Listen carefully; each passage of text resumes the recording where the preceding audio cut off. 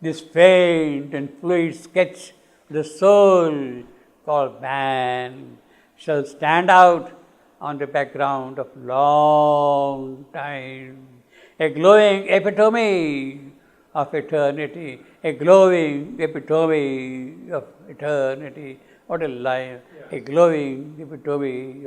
So it is that person, that individuality, that character, which is kind of quintessential the greatness of eternity in a glowing epitome, in an individual, in a person, in whatever you want to call it. It is eternity which is kind of represented. He is the epitome of excellence. We see in the class there are students. He is the epitome of brilliance. You see, a student like that. You see, he is symbolizing, holding in him all the possibilities of brilliance.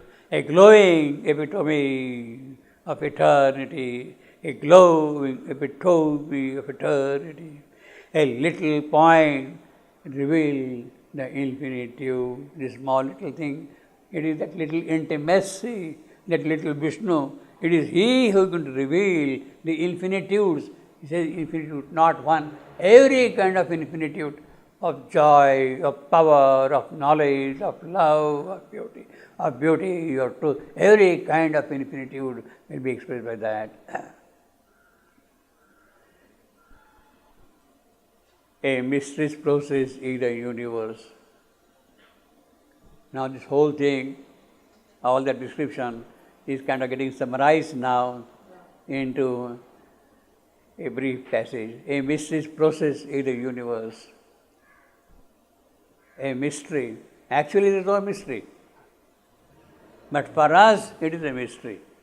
The entire world hierarchy which is present here, what is the purpose it is going to serve? Why it is there, how it was built, the whole thing is a mystery to us. But then, it is by that process itself, the universe is moving forward. It is a universe, it is a cosmos. There is a kind of scheme of operation, the entire thing. It is by that process, things are moving. It is a capital mystery kept held back, the knowledge held back by the designer of the mystery, the capital mystery, the God, the Supreme Himself has kind of kept it back from you, that mystery. Now, this is a description, again, which appears in different contexts, in different parts of Savitri. The process of evolution, how it started, when it started, how it began, that kind of a thing is described in Savitri in different contexts, in different ways, you see. So this is one of the important passages. We have got the process of evolution, how it started and how it began. The whole thing is kind of quickly described here. At first was laid a strange and anomalous base. The foundation was laid. Strange, anomalous base, strange, anomalous base, the foundation. What is the foundation? The foundation is the void. The foundation is the void. Therefore, it is strange that on the void something is built. The mysterious process is built on the foundation of the void. Therefore, it is also anomalous. It is a void and yet something is going to get built up, you see. It is also a void, you see. At first was laid a strange anomalous void. Anomalous being, a void, a cipher of some secret hole, the total. See, a void, a cipher. Cipher is zero, shunya. Void, that is what it stands for, nothing. Some secret hole, purna. Cipher is shunya. Whole is purna, full, complete by itself.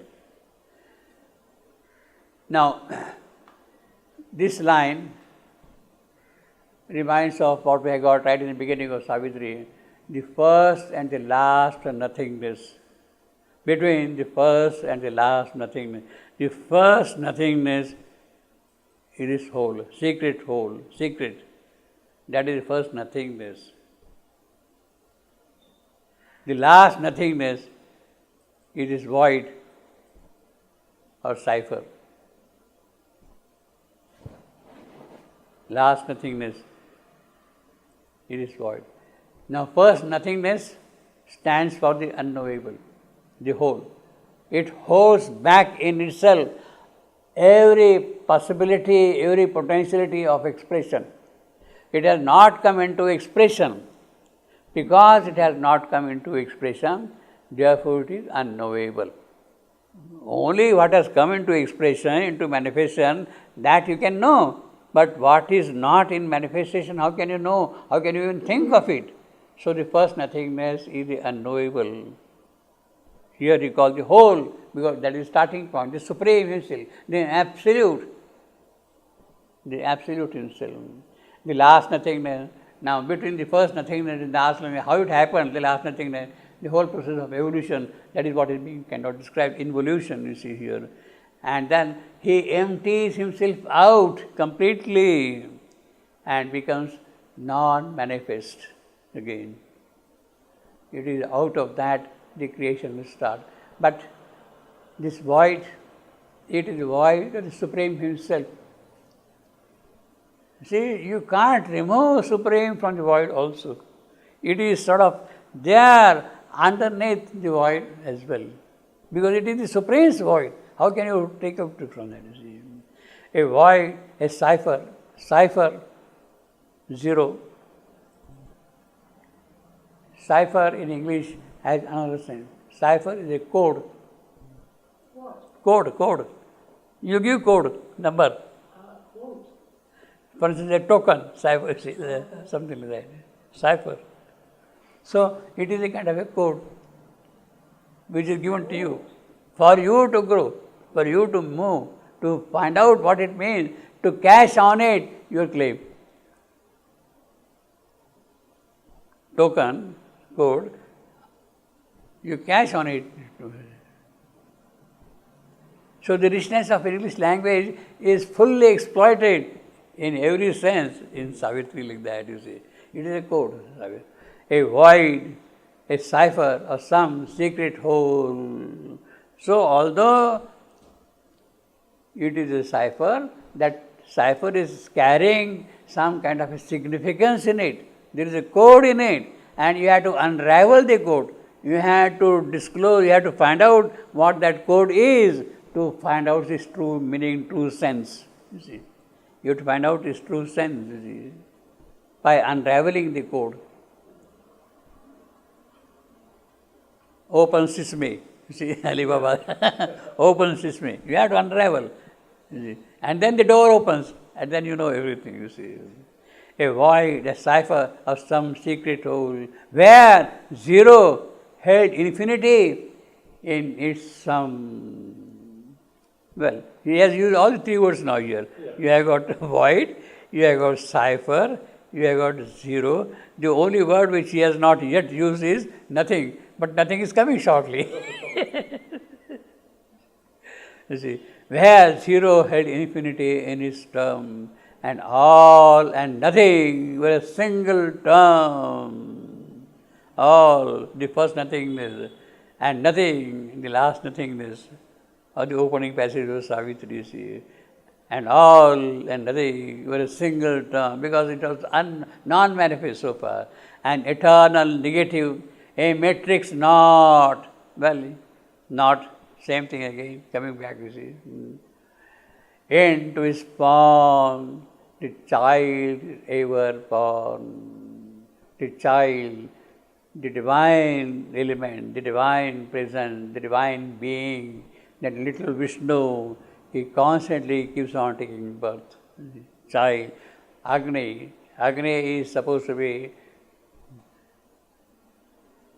Devaputra, the son of God, who is present all there. It is because of Agni. And the highest form of Agni, the very original form of Agni, is Vishnu himself. Vishnu himself is the original form of Agni. So that little Agni, that little psychic being, what we call, is there into his form. The child is an infant, is a baby, because things have started growing up. The baby will grow up, it will become an adult, it will become assertive, it will get realization of what it is there for.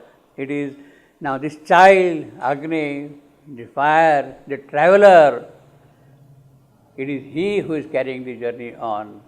Agni is the one, the psychic being, it is he who is really building up all these possibilities in man, in evolution. Evolution is carried forward by Agni.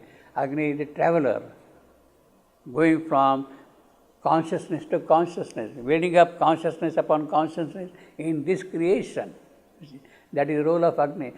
Agni is the form builder, higher and higher forms of consciousness come into manifestation here because of Agni. He is the form builder. And that is why the child is growing, that Agni is growing. The flame child is born. That is what we have got in the 11th book of Savitri. A flame child is born. But here, this is a different flame child than this child. This is the original child, the little Vishnu who is there, who is growing through the process of evolution. Now he has become full-fledged and he has become a flame child. Agni Putra, Agni Balaka, flame child. Child is Balaka, you see. In this form, the child is ever born. Yes, he is constantly growing by birth. He is constantly growing by birth. Who lives forever in the vast of God. Mahavishnu, he is always in the world of God, of the Supreme Himself, who lives forever in the vast of God. A slow reversal movement then took place. So this was about involution. Yes. A first was laid a strange anomalous base. That is the involution.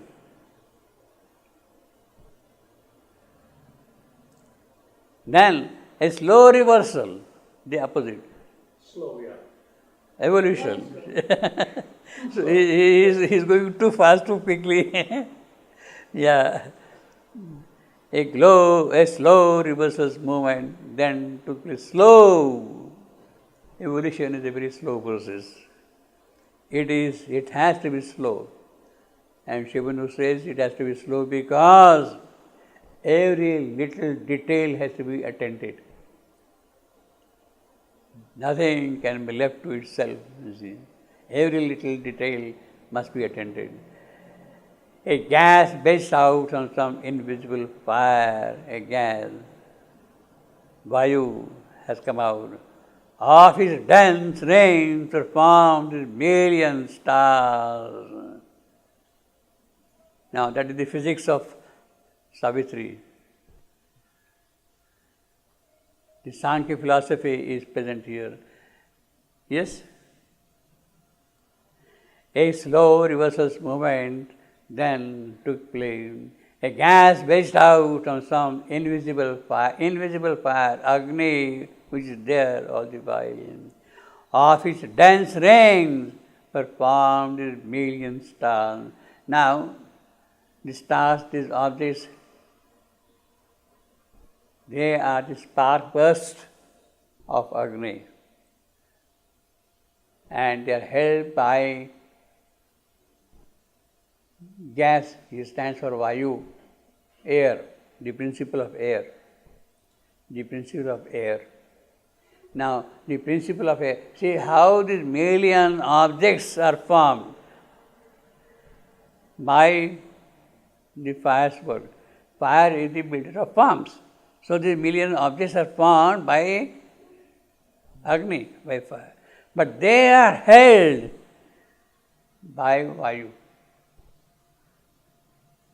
So Vayu becomes the principle of gravity. How these objects are held in the creation, in their places, by the force of Vayu, the gravity. Vayu represents gravity, by the force of gravity. So that is the philosophy of Savitri, Sankhya philosophy of ancient India. How the five elements operate in this creation. Vayu is the one which provides the force of attraction and contraction, contraction and attraction, the gravity. Agni is the one who builds the forms. And all that happens in the ether, Akash, the whole space, sky. A slow reversal moment that plays. A gas bursts out on some invisible fire. Of its dense rings were formed these million stars. Upon earth's newborn soil, God's great heart was heard. Well, that is how then he is making a very quick presentation of the whole thing. Yes, now earth, the last element among the five elements. Upon this earth, God's element is formed.